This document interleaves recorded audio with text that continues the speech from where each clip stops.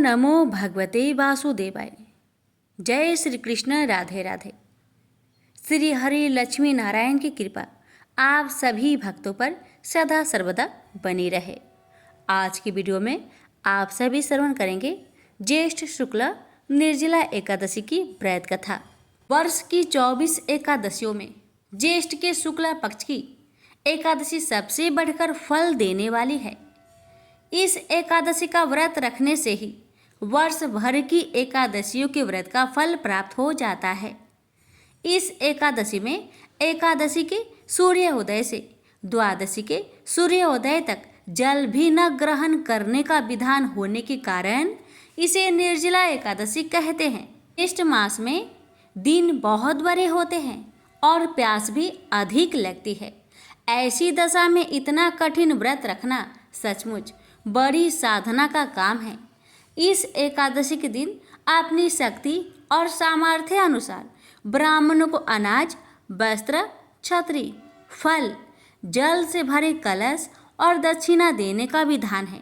सभी व्यक्ति प्राय मिट्टी के घड़े अथवा सुराहियों, पंखों और अनाज का दान तो करते ही हैं। आज के दिन मीठे शरबत का प्याव भी लगवाते हैं। अब आइए प्यारे भक्तगणों, हम जानते हैं एकादशी व्रत के विशेष नियम के बारे में और फिर श्रवण करेंगे निर्जला एकादशी व्रत की महात्म्य कथा। एकादशी व्रत करने वालों को दशमी की रात्रि को पूर्व ब्रह्मचर्य का पालन करना चाहिए तथा भोग विलास से दूर रहना चाहिए। एकादशी का व्रत उपवास करने वालों को दशमी के दिन मांस, लहसुन, प्याज, मसूर की दाल आदि निषेध वस्तुओं का सेवन नहीं करना चाहिए। एकादशी के दिन प्रातः लकड़ी का दातुन न करें।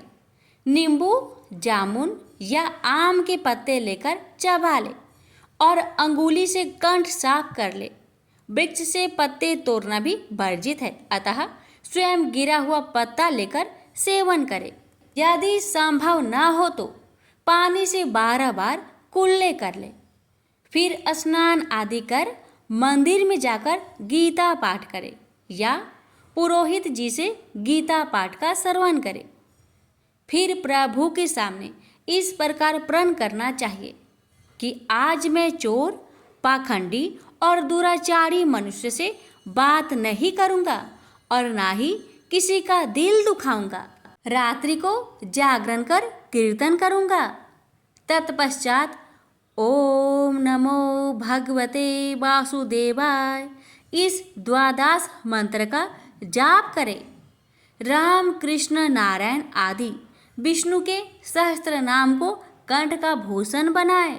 भगवान विष्णु का स्मरण कर प्रार्थना करे और कहे, हे त्रिलोकीनाथ, मेरी लाज आपके हाथ है, अतः मुझे इस प्रण को पूरा करने की शक्ति प्रदान करना।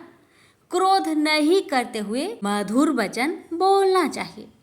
यदि भूलवश किसी निंदक से बात कर भी ली तो भगवान सूर्य नारायण के दर्शन कर धूप दीप से श्री हरि की पूजा कर क्षमा मांग लेना चाहिए।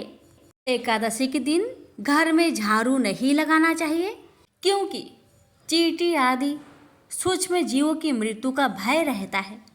इस दिन बाल नहीं कटवाना चाहिए, न ही अधिक बोलना चाहिए। अधिक बोलने से मुख से न बोलने वाले शब्द भी निकल जाते हैं।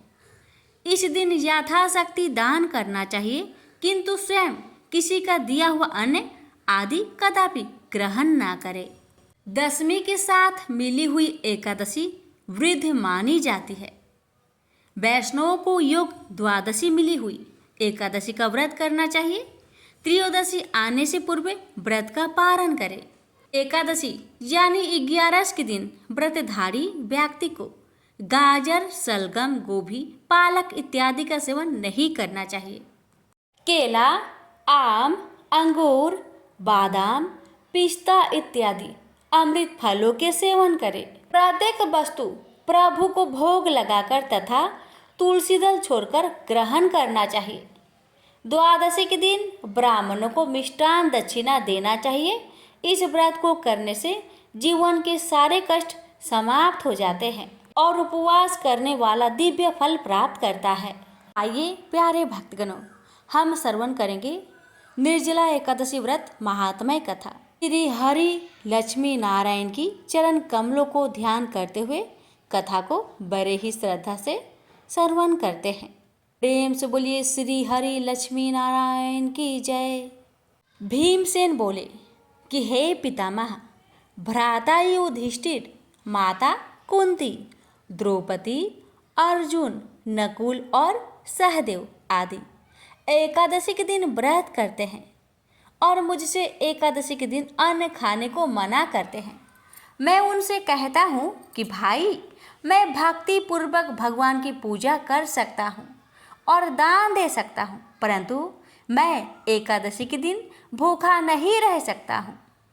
इस पर व्यास जी बोले, हे भीमसेन, यदि तुम नरक को बुरा और स्वर्ग को अच्छा समझते हो तो प्रत्येक माह की दोनों एकादशियों को अन्न ना खाया करो।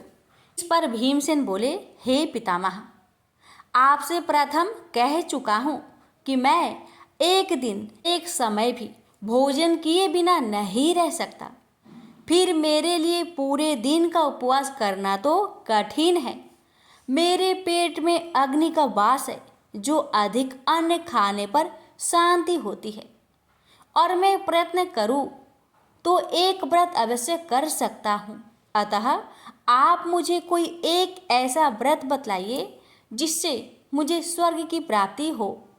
व्यास जी बोले कि हे वायुपुत्र, बड़े बड़े ऋषि और महर्षियों ने बहुत से शास्त्र आदि बनाए हैं।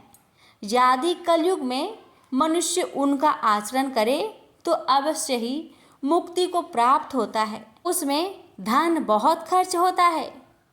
उनमें से जो पुराणों का सार है उसे कहता हूँ कि मनुष्य को दोनों पक्षों की एकादशी का व्रत करना चाहिए। इससे उन्हें स्वर्ग की प्राप्ति होती है। काशी बोले, हे भीमसेन, कृष्ण और मिथुन संक्रांति के मध्य में ज्येष्ठ मास की शुक्ला पक्ष की एकादशी होती है। उसका निर्जल व्रत करना चाहिए। इस एकादशी के व्रत में स्नान और आचमन में जल वर्जित नहीं है, लेकिन आचमन में 6 माह से जल से अधिक जल नहीं लेना चाहिए। इस आचमन से शरीर की शुद्धि हो जाती है। आचमन में 6 मासे से अधिक जल मद्यपान के समान है। इस दिन भोजन नहीं करना चाहिए, क्योंकि भोजन करने से व्रत नष्ट हो जाता है। यदि सूर्योदय से सूर्य अस्त तक मनुष्य जलपान न करे तो उससे 12 एकादशी के फल की प्राप्ति होती है। द्वादशी के दिन सूर्योदय से पहले ही उठना चाहिए। इसके पश्चात भूखे ब्राह्मण को भोजन कराना चाहिए। तत्पश्चात स्वयं भोजन करना चाहिए। इसका फल 1 वर्ष संपूर्ण एकादशियों के फल के बराबर है। हे भीमसेन, स्वयं भगवान ने मुझसे कहा था कि इस एकादशी का पुण्य समस्त तीर्थों और दानों के बराबर है। एक दिन निर्जला रहने से मनुष्य पापों से मुक्त हो जाता है। जो मनुष्य निर्जला एकादशी का व्रत करते हैं उनको मृत्यु समय भयानक यमदूत नहीं दिखाई देते। उस समय भगवान विष्णु के दूत स्वर्ग से आते हैं और उसको पुष्पक विमान पर बैठाकर स्वर्ग को ले जाते हैं। अतः संसार में सबसे श्रेष्ठ निर्जला एकादशी का व्रत है। अतः यत्नपूर्वक इस एकादशी का निर्जल व्रत करना चाहिए। उस दिन ओम नमो भगवते वासुदेवाय मंत्र का उच्चारण करना चाहिए। उस दिन गौदान करना चाहिए। व्यास देव जी के ऐसे वचन सुनकर उसने निर्जला व्रत किया। इस एकादशी को भीमसेन या पांडव एकादशी भी कहते हैं। निर्जल व्रत करने से पहले भगवान की पूजा करनी चाहिए और उनसे विनय करनी चाहिए कि हे भगवान, आज मैं निर्जला व्रत करता हूँ, उसके दूसरे दिन भोजन करूँगा। मैं इस व्रत को श्रद्धापूर्वक करूँगा, उससे मेरे सब पाप नष्ट हो जाए। इस दिन एक बड़े वस्त्र से ढककर स्वर्ण सहित दान करना चाहिए। जो मनुष्य इस व्रत के प्रहर में स्नान तप आदि करते हैं उनको करोड़ फल स्वर्ण दान का फल मिलता है। जो मनुष्य इस दिन यज्ञ होम आदि करते हैं उसका फल वर्णन भी नहीं हो सकता। इस निर्जला एकादशी के व्रत से मनुष्य विष्णु लोक को जाता है। जो मनुष्य इसी दिन अन्न खाते हैं उसे चांडाल समझना चाहिए, वे अंत नरक में जाते हैं। ब्रह्म हत्यारे, मद्यपान करने वाले, चोरी करने वाले, गुरु से देश करने वाले, असत्य बोलने वाले इस व्रत को करने से स्वर्ग को जाते हैं। हे कुंती, जो पुरुष या स्त्री इस व्रत को श्रद्धा पूर्वक करते हैं उनके निम्नलिखित कर्तव्य है। उन्हें सर्वप्रथम विष्णु भगवान की पूजा करनी चाहिए, तत्पश्चात गौदान करना चाहिए। उस दिन ब्राह्मणों को दक्षिणा, मिष्टान आदि देना चाहिए।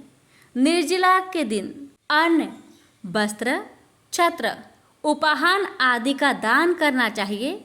जो मनुष्य इस कथा को प्रेम पूर्वक सुनते वह पढ़ते हैं उसको स्वर्ग की प्राप्ति होती है।